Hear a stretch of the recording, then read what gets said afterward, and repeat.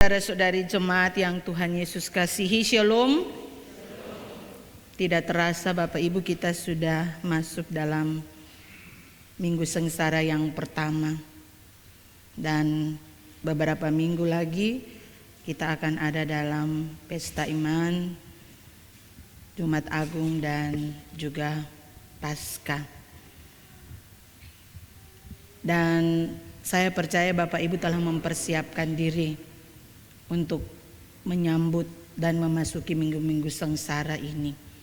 Dan oleh sebab itu, untuk ada dalam pergumulan bersama di minggu sengsara yang pertama ini, melalui Gereja Protestan Maluku kita diberikan tema sentral untuk ada dalam pergumulan di minggu ini adalah mengikut Yesus, menyangkal diri dan memikul salib. Tema ini diberikan untuk memotivasi kita semua, mengingatkan kita semua sebagai orang-orang yang percaya untuk tetap menghayati makna dari penderitaan Yesus. Di minggu yang pertama ini, minggu sengsara ini, kita tetap diingatkan untuk bagaimana sebagai orang yang percaya kita tetap memiliki komitmen iman, komitmen kesetiaan untuk tetap bagaimana kita mengikut Yesus. Kita harus ada perubahan di dalam diri kita. Kita harus menyangkal diri, kita harus bersama-sama dengan Yesus, dan kita siap untuk menderita. Apapun penderitaan yang Yesus alami, semua itu karena manusia. Dan oleh sebab itu Bapak Ibu saudara-saudari jemaat yang Tuhan Yesus kasihi, sebagai orang yang percaya pengikut Yesus, kita pun juga harus siap menderita. Dan di tengah-tengah penderitaan itu kita harus punya sebuah keyakinan iman bahwa Allah akan membebaskan kita dari penderitaan. Allah akan menyelamatkan kita umatnya dari penderitaan. Dan oleh sebab itu lewat bacaan firman Tuhan hari ini, Markus 8 ayat 31 sampai dengan 38 ini, mau mengajak kita semua untuk bagaimana melihat bahwa Yesus sebagai Mesias saja bisa dan tetap melalui yang namanya penderitaan atau via dolorosa itu. Dan Yesus tidak pernah menghindari diri. Bahkan sebelum itu Yesus juga sudah mengatakan kepada para murid, karena penderitaan yang Yesus alami, penderitaan yang Yesus lalui ini karena kehendak Allah, rancangan Allah untuk manusia. Dan Yesus siap untuk menanggung yang namanya penderitaan. Difitnah, diolok-olok, disiksa, bahkan dibunuh. Yesus melalui semua itu dengan penuh sukacita. Karena Yesus tahu bahwa ada rancangan Tuhan yang indah untuk dunia ini. Sehingga sebagai hamba yang diutus ke dalam dunia, Yesus melalui tahap-tahap itu.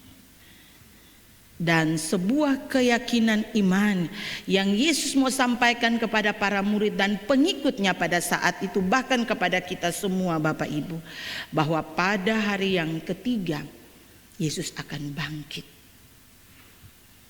Di tengah-tengah penderitaan yang Yesus alami, Yesus tidak saja menderita untuk selamanya, tetapi ada masanya Yesus dimuliakan.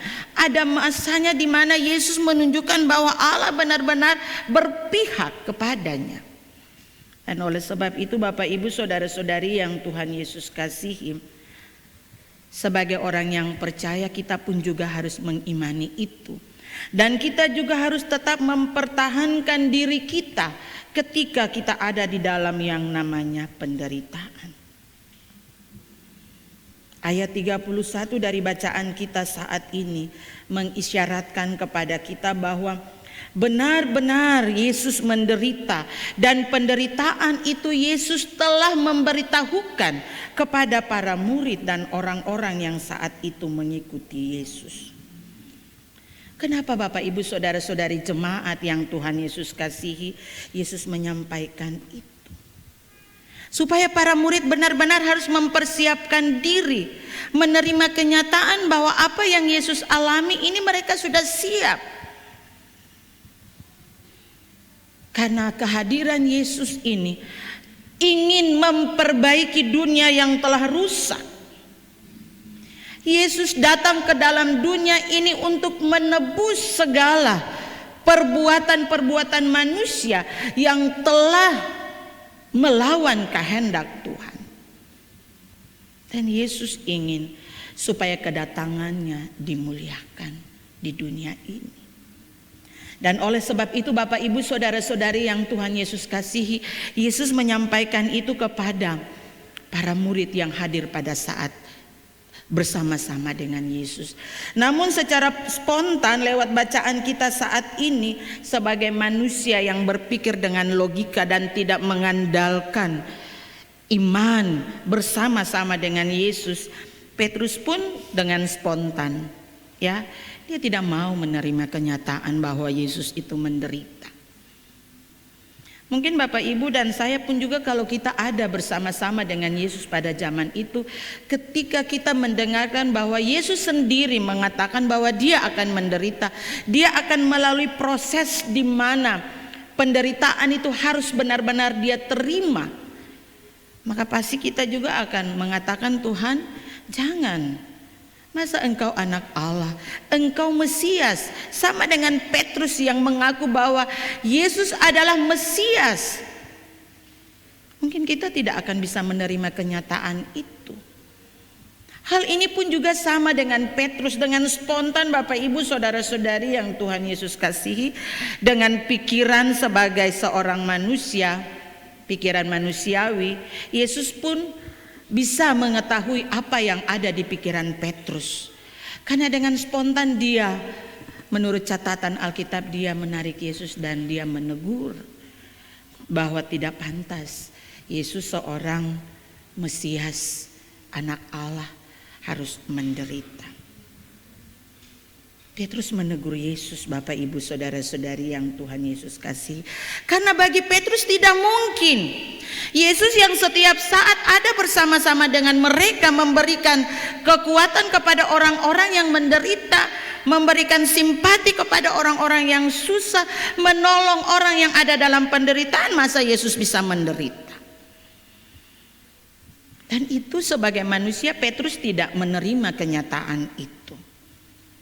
Tetapi Yesus tahu di dalam pikiran Petrus, iblis memakai Petrus untuk menghalangi karya Allah.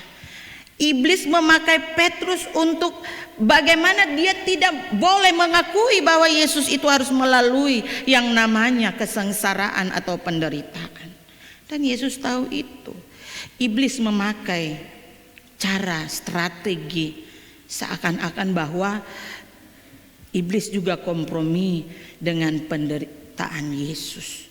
Iblis tidak mau bahwa Yesus itu menderita, sehingga dia memakai Petrus. Namun Tuhan Yesus dengan kuasanya menghardik, "Enyalah engkau, hai iblis." Sebuah tindakan keilahian Yesus yang Yesus nyatakan kepada Petrus, bahkan kepada iblis yang saat itu mencoba menghalangi karya Allah. Bapak Ibu Saudara-saudari yang Tuhan Yesus kasihi, iblis itu ada di mana-mana. Murid-murid yang bersama dengan Yesus pun juga ada iblis bersama-sama dengannya. Bahkan Yesus dicobai oleh iblis.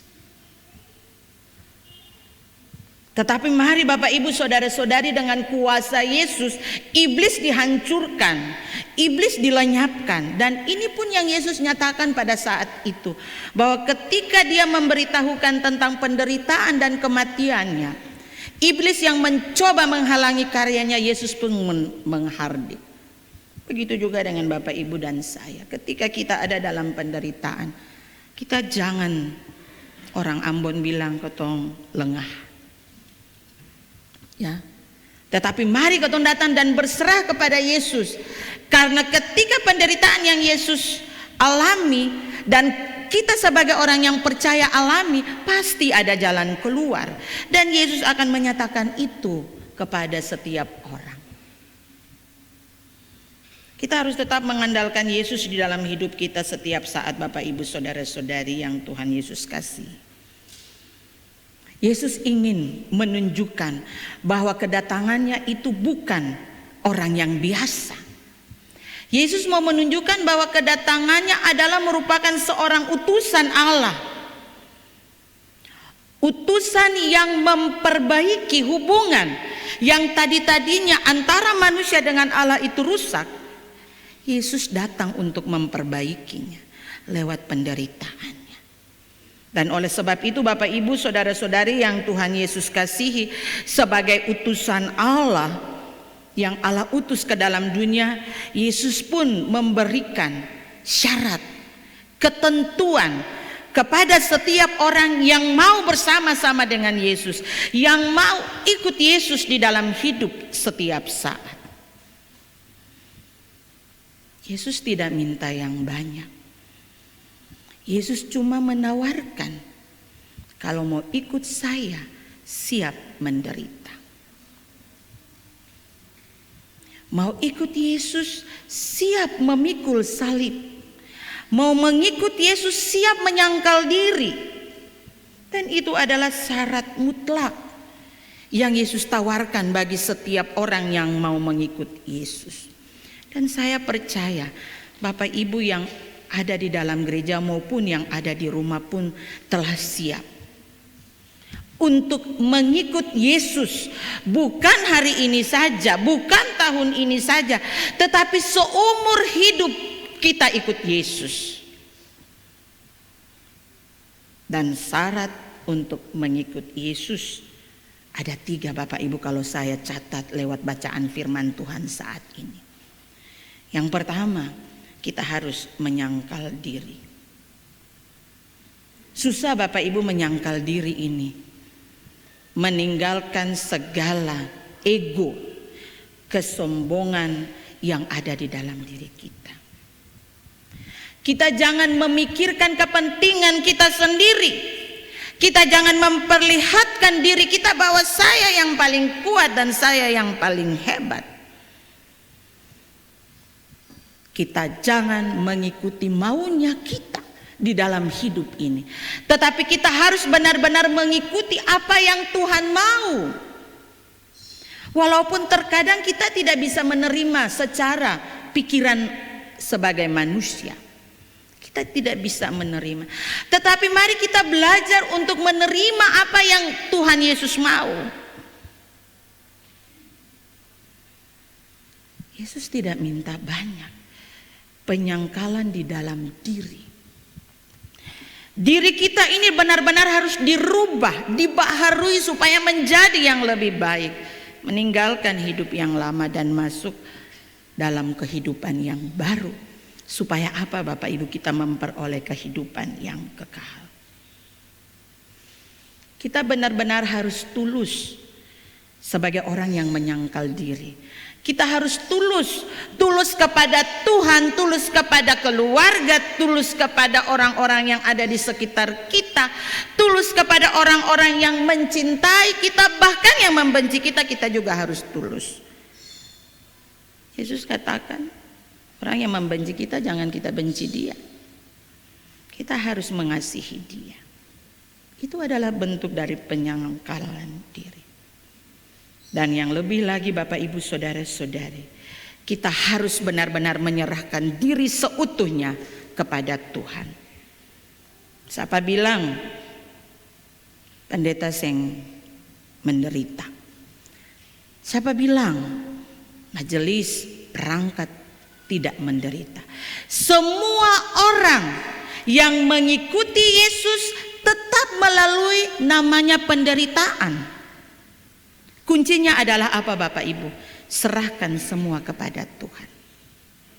Karena ketika kita menyerahkan semua kepada Tuhan Bapak Ibu, semua akan diatur dan ditata oleh Tuhan, indah pada waktunya. Apa yang dipikirkan kita bukan yang dipikirkan Allah. Karena ketika Allah mengatur, Allah menata, Allah memberikan semuanya indah sesuai dengan rencananya. Hal yang kedua Bapak Ibu Saudara-saudari yang Tuhan Yesus kasihi adalah syarat memikul salib. Yesus siap menanggung beban penderitaan. Dihina, difitnah, dicemooh, ditolak, bahkan dibunuh. Yesus melalui itu semua. Lalu bagaimana Bapak Ibu dan saya? Kita pun juga harus siap menerima itu semua. Difitnah itu biasa. Bikin baik akan sembahy, difitnah itu biasa. Dicemooh itu hal yang biasa yang harus kita lalui. Serahkan kepada Tuhan, karena Yesus pun juga melalui itu. Akan mungkin kita ditolak, kita dibenci, mungkin kita juga akan dibunuh ketika kita diperhadapkan dengan situasi seperti itu. Tetapi mari kita harus menyerahkan semua kepada Tuhan. Memikul salib bersama dengan Yesus menuntut kita ada dalam sebuah kesetiaan. Orang yang setia akan memperoleh kebahagiaan. Taat kepada Tuhan. Hal yang ketiga Bapak Ibu Saudara-saudari yang Tuhan Yesus kasihi, syarat yang ketiga selain memikul salib, kita juga harus mengikut Yesus. Mengikut Yesus adalah sebuah keputusan yang terakhir kalau Bapak Ibu dan saya siap ada bersama-sama dengan Dia. Keputusan terakhir untuk siap menanggung semua penderitaan. Asalkan Bapak Ibu di dalam penderitaan selain kita setia, kita juga butuh ketaatan. Terkadang Bapak Ibu, kalau kita punya pergumulan yang berat, awal-awal masih panas itu kita rajin berdoa. Kita rajin baca Alkitab. Tapi kalau sudah 1 tahun, sudah 2 tahun, sudah mulai bosan. Katong suseng taat lagi baca firman. Bahkan kita dalam hati bilang Tuhan suseng dengar katong. Tuhan tidak lagi mendengarkan saya. Tidak Bapak Ibu. Tuhan Allah ingin Bapak Ibu dan saya kita perlu dalam sebuah ketaatan. Taat kepada Tuhan, mendengarkan apa yang Tuhan mau bilang setiap saat. Ada lagu katakan, ketika kehidupan ini, jalan yang kulalui ini bagaimana ku tahu Tuhan sanggup menolong. Saat ku tidak mampu, ku tahu bahwa Tuhan sanggup menolong. Tuhan sanggup membuka jalan keluar. Ya, ada lagu yang katakan seperti itu. Ketika ku hadapi kehidupan ini, jalan mana yang harus ku lalui, ya. Ku tahu ku tak sanggup, ku tahu ku tak mampu. Tetapi Bapak Ibu tahu, hanya Yesus yang bisa menolong. Amin Bapak Ibu. Kita harus yakin bahwa Yesus sanggup menolong Bapak Ibu dan saya. Ya, lagu ini memberikan kepada kita sebuah kekuatan iman bahwa ada Yesus yang bisa menolong kita. Dan konsekuensi mengikuti Yesus adalah keselamatan. Setia sampai pada akhirnya kita akan memperoleh kehidupan yang kekal. Sebagai orang tua hari ini yang membawa anaknya, putri tercinta, untuk dibaptis, marilah tanamkan